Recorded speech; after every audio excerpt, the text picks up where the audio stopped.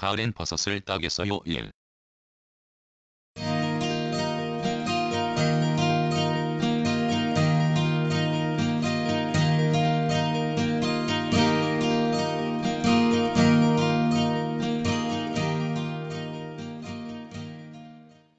작년 이맘때쯤에는 동물가족 바람이와 함께 다니면서 열매 따는 것에 재미를 붙였다.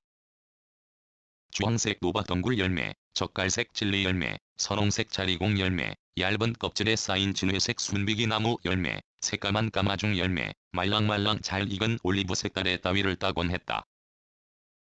남들은 어떤지 모르나 나는 오늘이 아닌 어제 이를 까마득하게 잘 익는 신기한 재주가 있다. 불과 한 해 전 내 옆에는 그림자처럼 동물가족이 따라붙었고 녀석이 있어 많은 위안이 된 적도 있었으며 비가 여러 날 내리는 날은 짜증을 낸 적도 있었다. 내 옆에서 살아있는 생명체로 존재하면서 서로 다른 언어를 쓰므로 정확한 의사소통은 하지 못하면서도 눈빛만으로도 서로 생각을 나누던 그 녀석에 대한 생각이 이제 내 머릿속을 차지하는 것이 점점 흐려진다. 하나, 이따금 녀석 생각나는 것은 사실이다. 몹시 외롭고 고독한 날 말 못하는 녀석이 옆에서 뚫어지라 바라보던 순간마저도 쓸데있건 없건 다른 생각을 하는 사이 녀석은 점점 나에게 잊힌 존재가 되어간다. 나와 함께 할 때보다 녀석이 본성대로 마음껏 살았으면 하는 마음뿐이다. 녀석 이후에 만나 잠시 정을 튼 놈이 불시의 객이 되는 것을 목격한 후부터 나는 앞으로 어떤 일이 있어도 동물가족을 만들지 않겠다고 단단히 벼르었고 지금까지는 그 결심이 흔들리지 않는다. 나와 비교하면 후각이 월등 뛰어난 바람이 녀석과 산행할 때는 산에서 길을 잃어도 그리 걱정이 되지 않았다. 가시덤불을 헤집고 극기 훈련하듯 하며 산을 헤매다 보면 전혀 엉뚱한 곳에서 당황할 때가 있다. 그럴 때 녀석은 나보다 본능을 활용하는 대단한 재주를 지녀 도움을 받기도 했다. 올해는 녀석과 이별하고 혼자 산을 타면서 깊은 곳은 아예 들어가지 않았다. 산을 타는 것도 그리 재미가 없는 데다 희귀하고 희소한 것을 찾는 것에 욕심을 부리지 말아야겠다는 의지가 반영된 것도 사실이다. 산을 알고부터 또 자연을 알고부터 나는 꼭 필요한 식물이 있다. 그것을 먹어야 담배를 피울 수 있고 그것을 먹어야 잇몸 질환과 감기 및 여러 증상이 개선되기 때문이다. 그런데 정작 그 식물이 사는 곳은 여러 해 동안 산천을 돌아다녔지만 겨우 3곳이다. 해마다 그곳에서 꼭 필요한 만큼만 채취하고 어린 것들은 남겨둔다. 차라리 그것 먹지 말고 담배를 끊어. 남들은 이렇게 말하지만 내 생각은 다르다. 남보다 늦게 배운 담배를 적극적으로 끊을 생각은 아직 없다.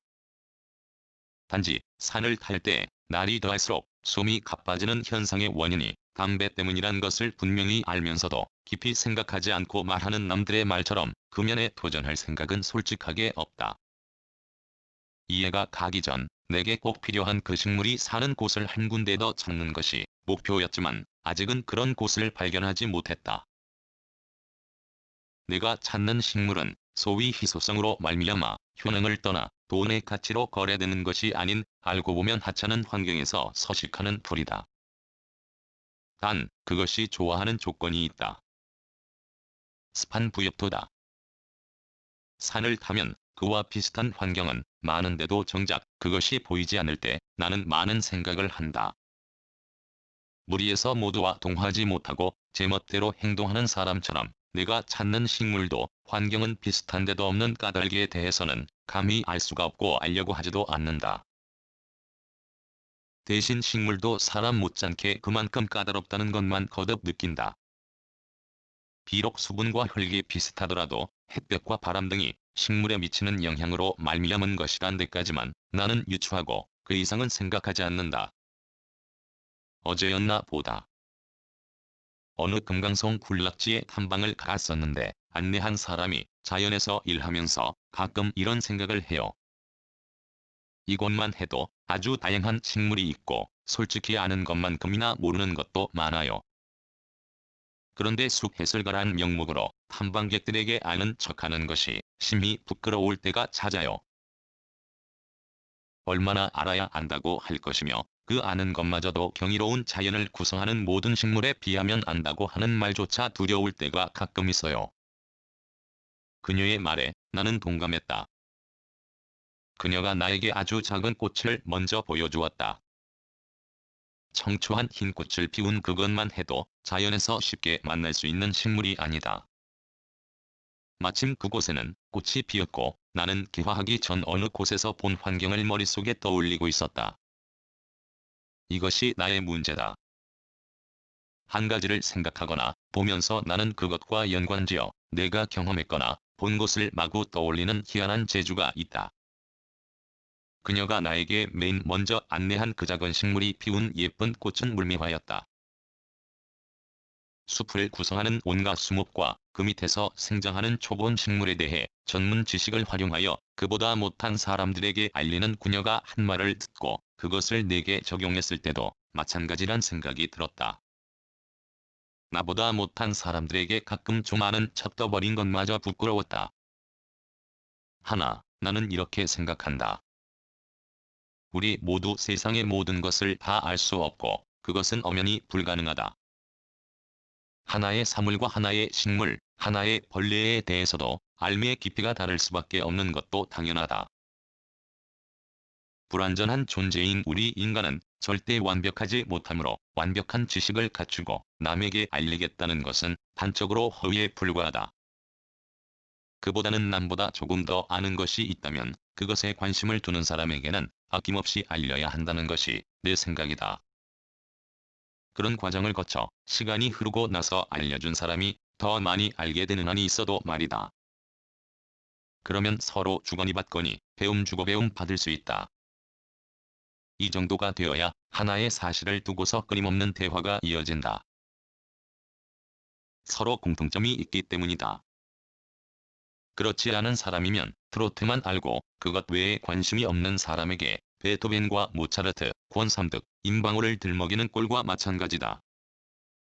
엉뚱한 쪽으로 글이 흘렀음을 바로 잡겠다.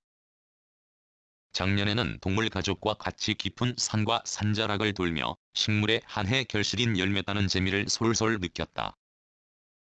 그런데 올해 동물 가족과 헤어지고 나서 나는 한 번도 열매를 따지 않았다. 굳이 까닭을 말하면 녀석과 함께 다닌 곳에 가지 않았다. 그런 곳에 가면 녀석 생각이 많이 날 것 같아서이다. 노밭동굴만 해도 있는 곳에만 있지 내 나란의 땅 아무 곳에서 있는 게 아니다. 열매 대신 올해는 버섯이 이따금 보이는데 오늘도 그랬다. 봉화에서 영양으로 가는 918번 지방도를 운행하다가 임도에 무작정 들어갔다. 그간 자연에서 경험한 환경으로 보아서는 속된 말로 별 볼 일 없는 그런 곳이었다. 물이 흐르는 골짜기도 없고 낙엽송이 산을 장악한 곳이기에 그런 생각을 했다. 그런데도 불구하고 내가 임도를 겨냥한 것은 하룻밤 털을 잡으려는 것이다. 임도 진입할 때 생각은 맞아떨어졌다. 산잔등을 낀 임도에서 바로 밑에 마을이 보이는 고도가 높은 곳이란 것을 알고 더는 진행하지 않고 돌아가려고 움직이는 궁전을 세우고 별 생각 없인 산 잔등이 임도와 나란히 만난 곳을 터벅터벅 들어갔다. 후손이 잘 손질한 몇 구의 무덤이 있는 곳을 보고 내 생각이 달라졌다. 소나무의 굵기와 굴참나무 등이 제법 오래된 것이었다. 솔가리와 낙엽이 수북한 곳을 이리저리 헤맸다. 약초 산행할 때 나는 눈동자에 힘을 빼버린다. 넉나간 사람처럼 정신없이 발길 닿는 대로 왔다 갔다 하는 것이 내가 약이 되는 식물 찾는 요령이다. 누런 솔가리와 낙엽 더미에 그와 비슷하지만 뭔가 다른 것을 불린 눈으로 보았다. 그저께 백두대간에서 만난 노루궁댕이를 전문으로 따는 형제의 말을 빌리면 송이썰이다. 한 번 더 송이썰이에 언급하면 독사리로 분류하는 노랑과 흰 것은 몸통이 가늘고 잘게 찢어진 가시 크지만 송이썰이는 몸통이 토실토실하고 가시 외려 작다. 최상급 송이의 몸통이 통통하고 가시 피지 않은 것과 흡사하다. 본 것은 보라색은 아니었다. 강원도 촌놈들이 보라색 다음으로 치는 갈색이었다. 이것을 내가 찾았다고 하는 말은 엄연히 틀렸다. 말했듯이 솔가리와 낙엽 속에 숨은 이것을 어찌 찾겠는가? 그런데도 내가 본 것은 이것이 나를 찾은 것이라고 나는 자신 있게 말하며 어느 숲 해설가에게 배운 대로 임도에서 영양의 구름 위에 뜬 장엄한 산봉우리를 사랑의 창으로 본다. 그녀에게서 배운 것은 사랑의 창으로 세상을 보고 그 창으로 맑은 공기를 들이마시는 것인데, 그 방법은 양 손가락을 맞대고 손가락 관절을 밑으로 동그랗게 구슬리고 엄지손가락을 쭉 펴서 심장 모양을 만드는 것이다. 그날 마주 서서 그녀가 하는 대로 따라했지만 처음 시도하는 데다 나의 손가락 근골이 뻣뻣해서 그녀처럼 예쁜 하트는 만들 수 없었다. 지금도 마찬가지다. 간단한 행위로 그만의 아름다운 창으로 세상을 보는 그녀는 아기자기하고 다양한 식물이 사는 탐방로를 안내하며 적절한 인용과 사람에 비유하여 독특하고 재밌게 숲 이야기를 들려주면서 자연의 일부인 우리가 자연을 대하는 마음가짐에 대해서도 기억에 남는 말을 했는데, 그 좋은 환경에서 그런 일을 하기에 딱 적임자란 생각이 들었다. 2010년 9월 30일